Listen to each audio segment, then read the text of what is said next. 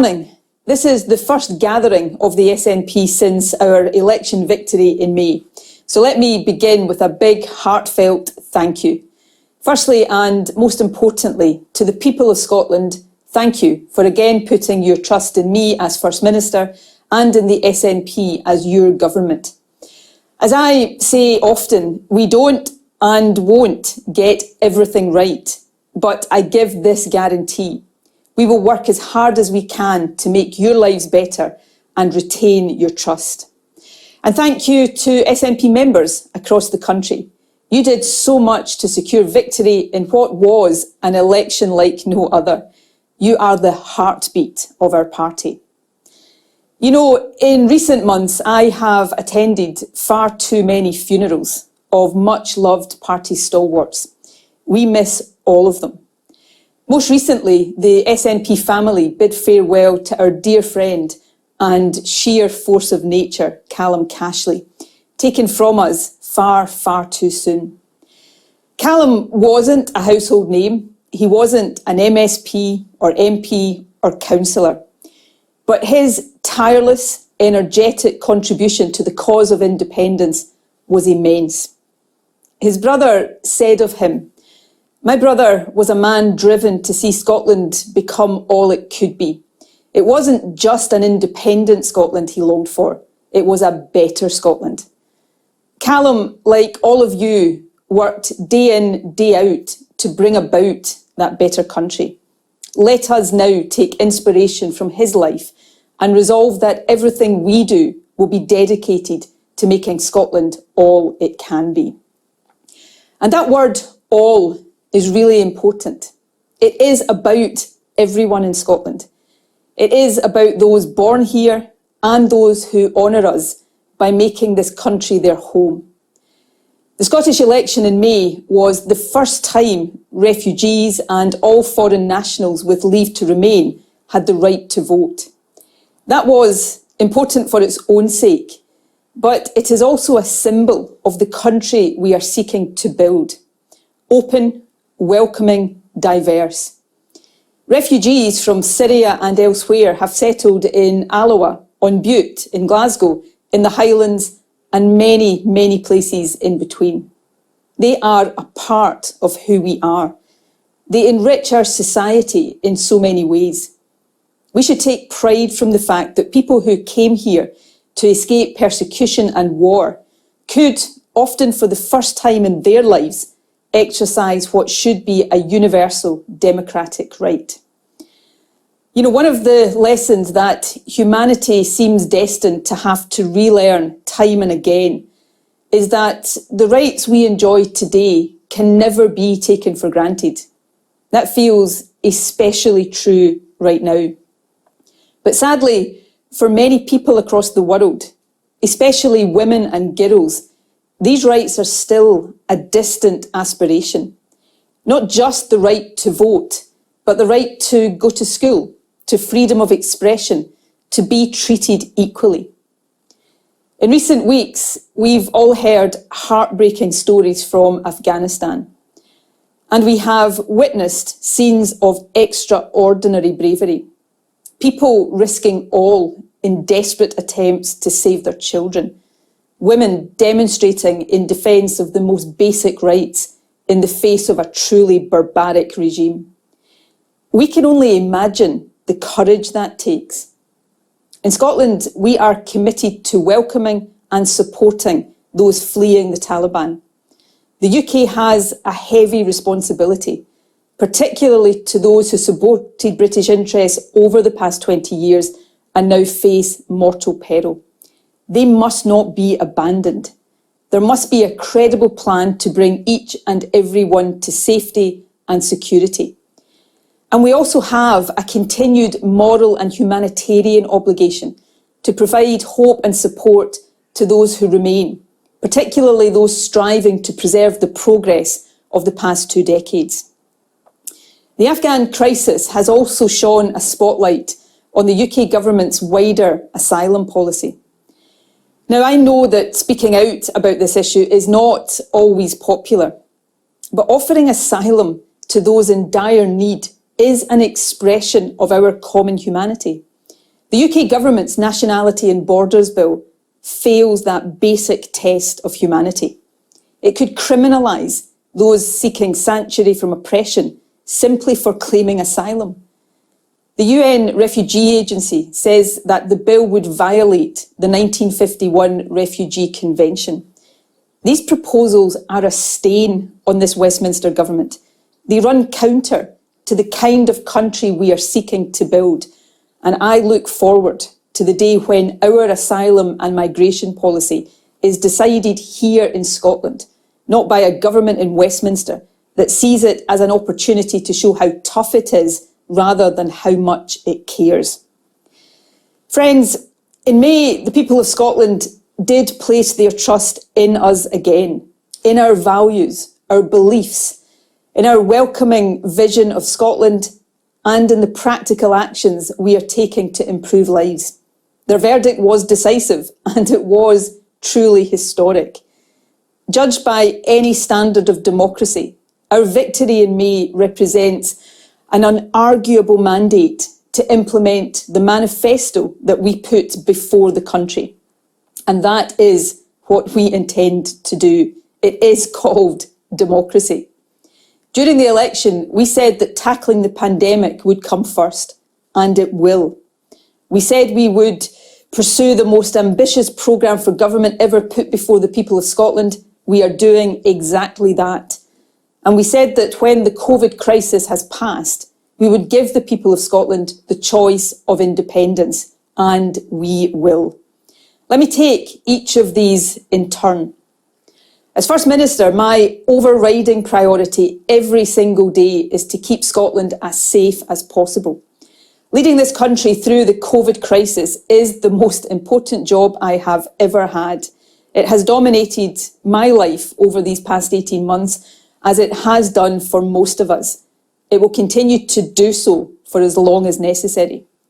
Earlier this year, vaccines gave us renewed hope, and they are providing us with life-saving protection. But just as vaccines have been a positive game changer in our battle against COVID, the much more transmissible Delta variant has been a hugely negative one. The recent sharp rise in cases in Scotland, though we hope it is now slowing down, is a reminder of the risks we still face. The collective national effort over these past months has been nothing short of extraordinary. I'm acutely aware of the sacrifices people have made and the hardships many are still enduring. I will simply never find the words to adequately express my gratitude. But that great national effort is needed still. To save lives and protect our NHS, we must drive infections down again. The government must lead, and it will, but we need the help of every person and every business across Scotland. And vaccination is key. Getting vaccinated is the most precious gift any of us can give our loved ones. It makes us and them so much safer. To the millions across our country who have rolled up their sleeves, thank you. To those who haven't done so yet because you're worried about things you've heard about vaccines, it's not too late. Please drop into a clinic and speak to an expert. I am confident they will put your mind at rest. But lastly, to the small but noisy minority who knowingly spread fear and misinformation about vaccines, I say this: stop being selfish and irresponsible. Stop putting the health and well-being of the country at risk. It is time to cease and desist. Getting vaccinated is an expression of love and solidarity. It is about helping each other and helping our National Health Service. Now, we do still have difficult days ahead of us in our fight against this virus. My job in steering us through is not to do just what is popular. It is to do what is right to keep us as safe as possible. No responsible leader should give false assurances. But as we head into winter, our objective is clear. It is to get and keep infection down while keeping our economy and our society open. Our chance of success depends on all of us. We need to keep doing the basic things that we know reduce the spread. So as well as getting vaccinated, please keep wearing your face masks, keep washing your hands, keep windows open when you gather indoors, keep a sensible distance from people in other households, and keep working from home if you can. All of these basic mitigations make a difference. So too will the limited system of vaccine certification approved by Parliament last week. I hope it won't be necessary for long. But if the simple act of showing that we've been vaccinated helps keep businesses open and our lives free of restrictions, then I believe it will be worth it. The sacrifices we are all being asked to make now may not be as great as a few months ago, but I know they're still hard. They also make a big difference. So let's keep going. And soon, I hope, we can look ahead with much greater confidence to better days ahead. The pandemic really is one of those rare moments in history when there is intense focus both on the world as it is now and how it could be in future. In Scotland, as elsewhere, this is a time for reflection, for hope, and for action. We are, in some ways, a very young democracy. Our Parliament is just over 20 years old. It was brought into being by an overwhelming desire for a better country and a belief in the value of self-government. At the birth of our Scottish Parliament in 1999, there was a powerful sense that cooperation and not just confrontation was the best way forward. That is the spirit in which we embark on this new phase of SNP government. We seek to do so not as triumphant victors, but as constructive partners, standing proudly and strongly for what we believe in, yes, but debating difference with civility and respect, and seeking as much common ground as we can find. I believe that's what most people in Scotland really want. And to be frank, it's what is badly needed as we face up to the great challenges ahead. Honest reflection is important for any party, even after election success. It is especially important in the wake of heavy defeat. The SNP understood that after our loss in 2003. We thought really hard about the message voters had sent us and what we had to do better to earn their trust. That's why we were able to win in 2007. It utterly astonishes me, baffles me completely, in fact, given the number and scale of their defeats, that Labour, the Tories and the Liberal Democrats show absolutely no inclination to do likewise. Instead of adapting positions that voters have rejected time and again, they are doubling down and expecting voters to adapt to them. These parties demonstrate no sign at all of learning the lessons or making the changes necessary to move from opposition into government, which can lead to only one conclusion. They don't aspire to be in government. Now, all of that might be good for the SNP, but it is bad for democracy. Oppositions hungry to be in government are more effective, and effective opposition matters in a democracy. But that is not what we have in Scotland. Instead, on virtually every issue, we have opposition simply for the sake of opposition. It's not about achieving or improving anything, or even holding power to account. It is just about blocking the SNP at any cost. It is crude, it lacks principle or consistency, and it is utterly counterproductive. The country deserves so much better than that. The times we are living through and the challenges we face demand a better way of doing politics. That's why, after this election, instead of taking what might have been the easy option to carry on as before, we decided to be bolder and seek cooperation with the Scottish Greens. I am delighted that we were able to reach an agreement. It means a change of gear for our Parliament and our country. It means, after 3 terms of government, that the SNP is not simply resting on our laurels. Instead, we are challenging ourselves in the interests of those we serve.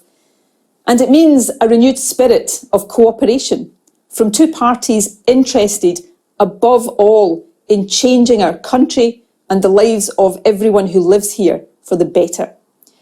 That ambition and determination is evident in the programme for government I set out to the Scottish Parliament last week. A programme to kickstart and drive recovery from COVID and to build a greener, fairer, better future. At the heart of the programme is our National Health Service.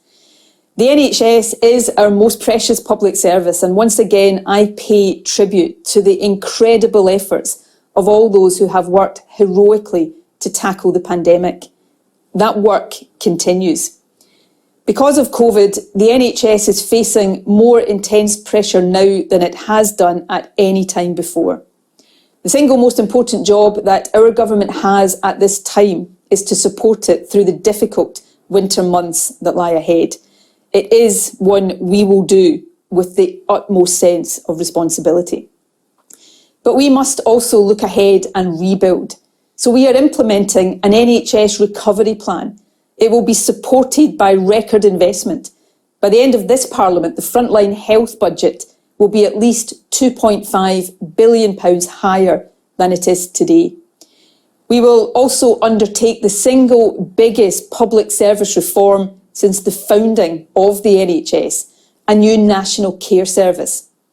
Just like the creation of the NHS in the wake of the Second World War, the National Care Service will be a fitting legacy from the trauma of COVID. It will enhance the reliability, the quality and the consistency of care and ensure that social care workers are better rewarded and treated with the respect they deserve. To support the reform, we will increase funding for social care by at least £800 million, or 25%, over this term of Parliament. Of course, last week, the Tories announced a UK-wide hike in national insurance contributions. It doesn't just breach their own manifesto, it hits young people and those on lower incomes hardest. It fails the basic test of fairness. The SNP has taken a different approach. With the very limited tax powers at our disposal, we introduced an income tax system with fairness at its heart. Those on lower incomes pay less, while those with the broadest shoulders pay a bit more. It is progressive, transparent, and it demonstrates clearly the very different vision of society we in the Scottish Government have from those at Westminster. The pandemic really has shone a harsh light on the deep inequalities that exist in our society. That is why the Scottish Government is giving money directly to those who need it. Our unique Scottish Child Payment already pays £10 per child per week to low-income families with children under 6. By the end of next year, we will extend it to all children in low-income families under the age of 16, with bridging payments between now and then. And we intend to double the payment from £10 to £20 a week just as quickly as we can. Now, we know we have much more to do, but the Scottish Government is lifting children out of poverty. Shamefully, Boris Johnson's government is about to do the reverse. In just a few weeks' time, the Tories intend to cut universal credit by £20 per week.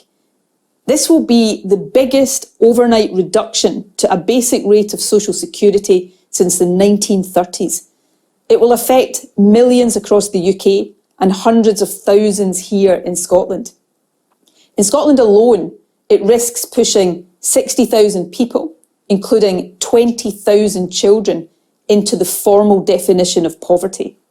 Most of those affected are either in work or not able to work due to health or caring responsibilities. The loss of more than £1,000 a year will be utterly devastating. It will quite literally take food out of children's mouths. It will drive people into debt and, in some cases, to destitution and despair. And the Tories know all of this?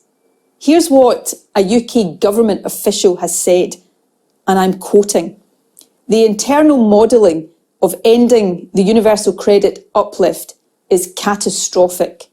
Homelessness and poverty are likely to rise, and food bank usage will soar. It could be the real disaster of the autumn." In my view, to even contemplate a cut like this displays a lack of basic understanding of the reality of life for those on the breadline. Or maybe it's actually just a lack of care.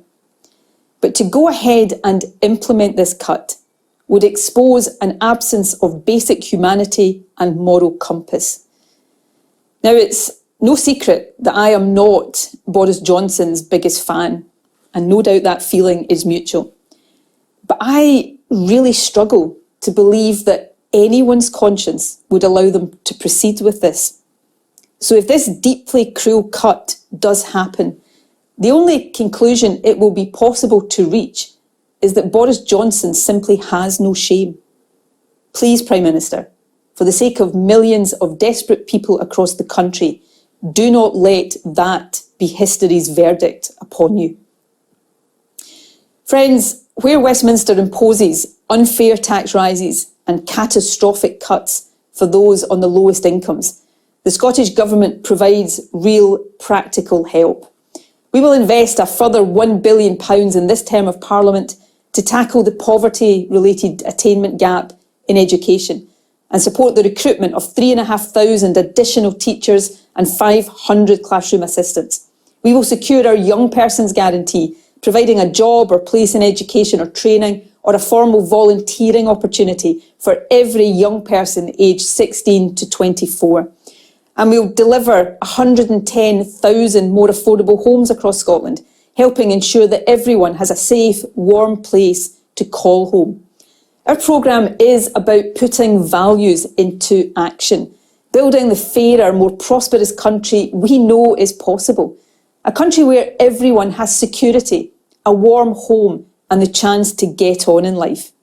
Making that vision a reality is what drives all of our work in government.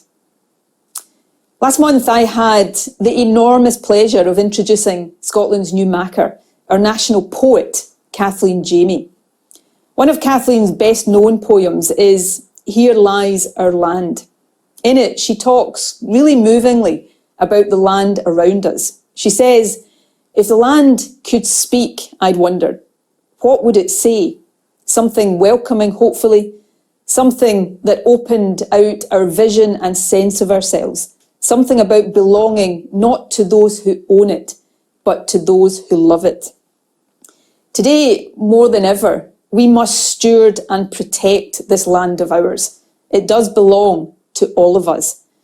The actions we take over the next few years will determine the state of the land and the world that we pass on to future generations. The floods, wildfires, extreme heat and storms that have raged across the globe this year should be a wake-up call.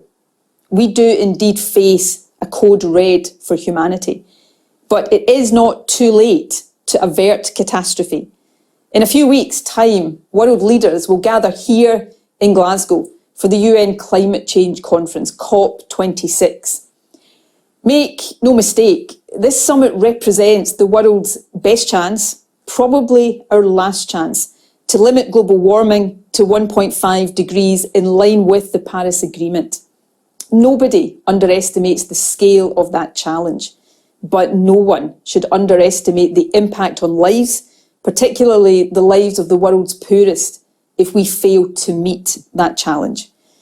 As we approach COP26, some of the strongest voices pushing for urgent global action are those of children and young people. They are speaking up to fight for their future. Their commitment is truly inspiring. One of the most important events in the run-up to any COP summit is what is called the Conference of Youth. It is a coming together of young people from 140 countries around the world, specifically mandated by the United Nations to set out their asks of world leaders. The Conference of Youth, which is now 16 years old, has always been funded by the government of the UN member state hosting COP, except this year. Now, I don't know why the UK government has decided not to fund it, and it doesn't actually really matter.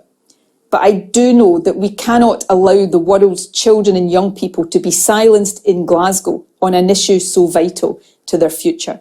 So I can confirm that the Scottish Government has decided to fund the Conference of Youth to meet for 4 days in Glasgow in the run-up to COP. Young people from Scotland will be invited to participate, and they will join with young people from across the globe to present their demands to the world's leaders in the opening weekend of the summit. Friends, Scotland may not be the biggest country in the world, but we are one of the wealthiest. And through our innovation, ingenuity and enterprise, we led the world into the industrial age. We can and we must show that same leadership now as the world transitions to the net zero age. A transformation of our national life is required in transport, in how we build and heat our homes and buildings, in how we power industry, and in how we ensure that the transition is fair, both here at home and globally.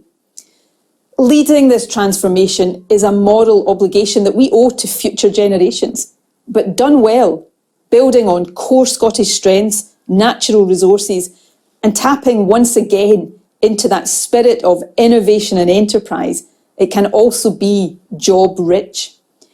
We were one of the first countries to declare a climate emergency, and our targets and plans are amongst the world's most ambitious. Almost 100% of our gross electricity consumption already comes from renewable sources. By 2030, our aim is to generate 50% of all the energy we use from renewables. And by 2050, we intend to have decarbonised our energy system completely. We're investing heavily in large-scale low-carbon technology and in our natural economy too, restoring more woodlands, peatlands and other natural habitats. And we are doubling our Climate Justice Fund, helping to tackle climate change in the world's poorest countries. Of course, while we are increasing our commitment, the UK government has cut its overseas aid budget. That might go down well with the right wing of the Conservative Party, but it will be the world's poorest people who pay the price. And it is, of course, part of a bigger picture.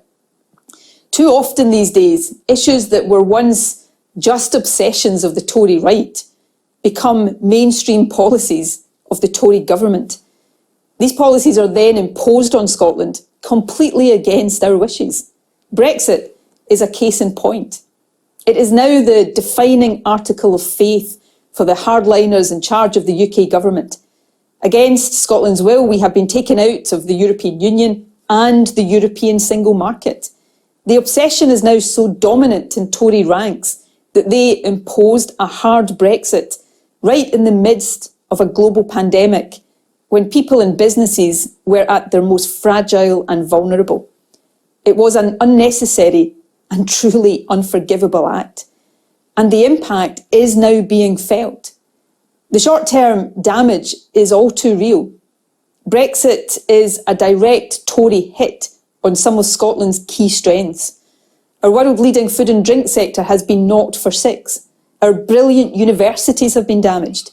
Manufacturers face increased costs. The impact on daily life is becoming clear. There are already shortages of some foods. Yes, really, food shortages in one of the richest countries of the world.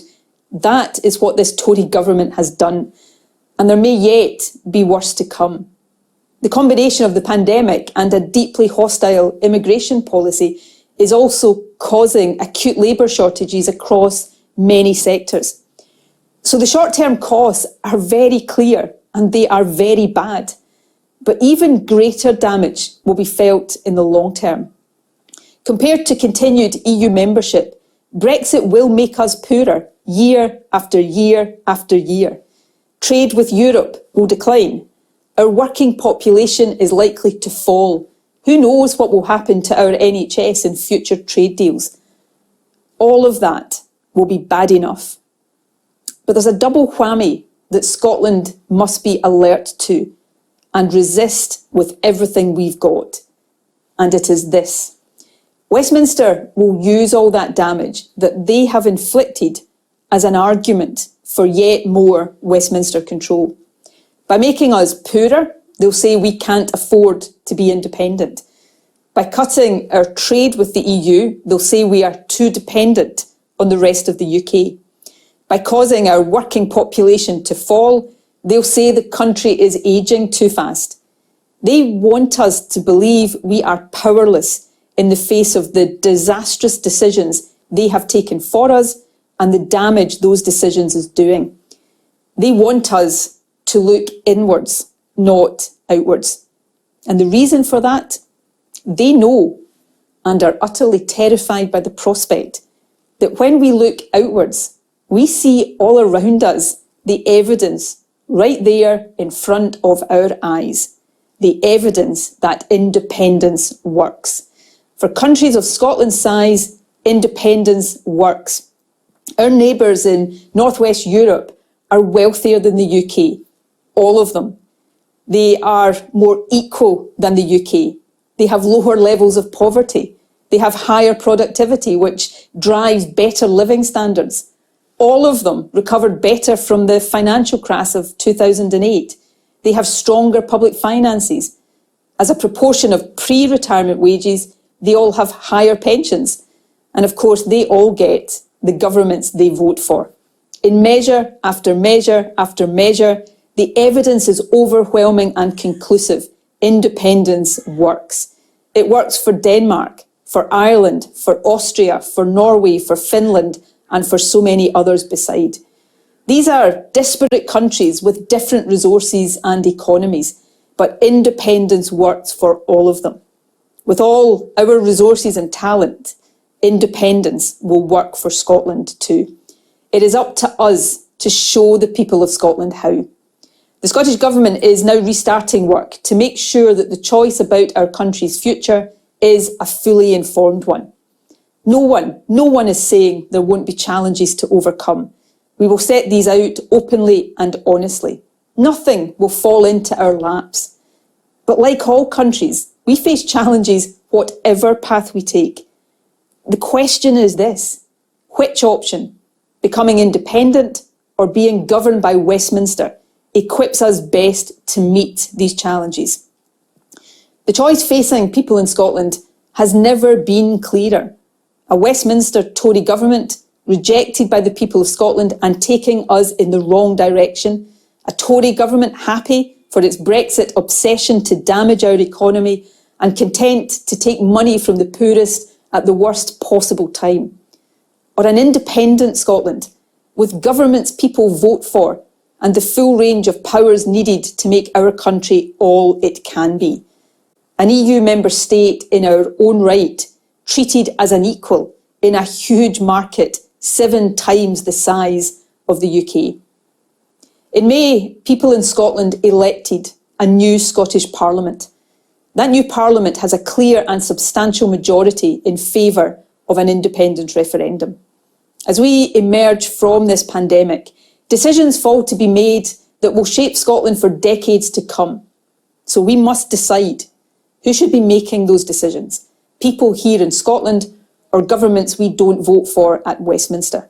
That is the choice we intend to offer the Scottish people in a legal referendum within this term of Parliament, COVID permitting, by the end of 2023. Now, I said earlier that my approach to government and to politics will be, as far as possible, cooperation, not confrontation. The experience of the pandemic and the challenges we face as a result reinforces my view that this is the right approach. So it is in that spirit of cooperation that I hope the Scottish and UK governments can reach agreement, as we did in 2014, to allow the democratic wishes of the people of Scotland to be heard and respected.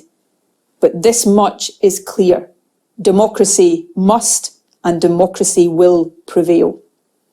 The UK is, after all, a voluntary union of nations. Until recently, no one seriously challenged the right of people in Scotland to choose whether or not we wish to become independent. Frankly, it's not up to a Westminster government which has just 6 MPs in Scotland, to decide our future without the consent of people who live here. As an independent country, cooperation between Scotland and our friends across the rest of the UK will continue, but it will be on a better basis. Scotland will be an equal partner. Friends, this is a time for reflection on the extraordinary experience we have lived through in these past difficult 18 months. The sacrifices have been heartbreaking. The crisis is not yet over, but we will get through it. And then it will be time to think not of the past, but of Scotland's future, to decide who should be in charge of building that future, and if we are ready to grab the opportunity to play our full positive part in the world as a welcoming, open, independent European nation. People in Scotland have the right to make that choice, to decide to take our destiny into our own hands and shape a better future. Trust me, the time for that choice is approaching. So let us look to it with confidence, ambition and resolve, and let us make Scotland all we know it can be.